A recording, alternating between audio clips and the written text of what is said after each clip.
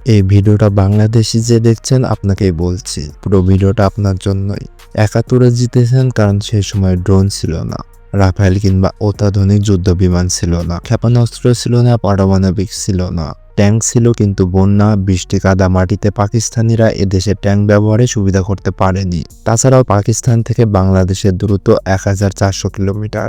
ইন্ডিয়ার সহায়তার কথা তো নাই বললাম। ধরেন পাকিস্তানে কালকে যে আক্রমণ করলো, যদি সেমটা বাংলাদেশে করতো তাহলে কত হাজার মানুষ মরতো একবার ভেবে দেখেছেন? আজকাল যুদ্ধ লাগলে কি দিয়ে জিতবেন? পার্টি দিয়ে, মুক্তিযুদ্ধের চেতনা দিয়ে, মার্চ টু দিল্লি দিয়ে, ফেসবুক যুদ্ধ দিয়ে, স্কুল কলেজ বিশ্ববিদ্যালয়ের পদধারী সভাপতি ও সভাপতি দিয়ে, চাটাচাটি দিয়ে, 10টা গুন্ডা 10টা হুন্ডা দিয়ে, নির্বাচন দিয়ে, কি দিয়ে জিতবেন? স্বাধীনতার 54 বছর দেশকে শক্তিশালী করার বহুত সময় পেয়েছিলেন, না পারলেন স্বাধীনতা রক্ষা করতে, না পারলেন দেশকে শক্তিশালী করতে, না পারলেন দুর্নীতি বন্ধ করতে।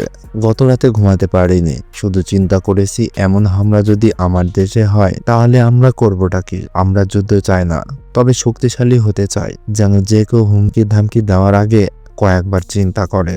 তবে আমাদের কেউ আক্রমণ করলে ছেড়ে দিতে চায় না। দয়া করে সবচাইতে বড় বাজেটটা সশস্ত্র বাহিনীকে দেন, উন্নত প্রযুক্তিতে ঢোকান, ইঞ্জিনিয়ারিং মেডিকেল বিশ্ববিদ্যালয়গুলো কাজে লাগান। আল্লাহর ওয়াস্তে দুর্নীতি আর নিজেদের মধ্যে কামড়াকামড়ি বন্ধ করে দেশের নিরাপত্তা আর ভবিষ্যৎ নিয়ে ভাবেন। অস্ত্রের চেয়ে গুরুত্বপূর্ণ দেশের বড় বড় সেক্টরগুলি বিশ্বাসী লোকদের বসান। হতে হবে দেশপ্রেমিক, যারা দেশের ক্রান্তিকালীন লগ্নে আয়রন ম্যানের মতো দায়িত্ব পালন করবে। তাদের বসান, যারা অন্তত দেশের সাথে বেইমানি করবে না। মির্জাফরগুলোকে শনাক্ত করে দেশপ্রেমিকদের বসানোর অনুরোধ রইল।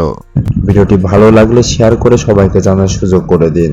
আমাদের চ্যানেলটিকে সাবস্ক্রাইব করে এরকম নতুন নতুন ভিডিও বানাতে উৎসাহিত করুন।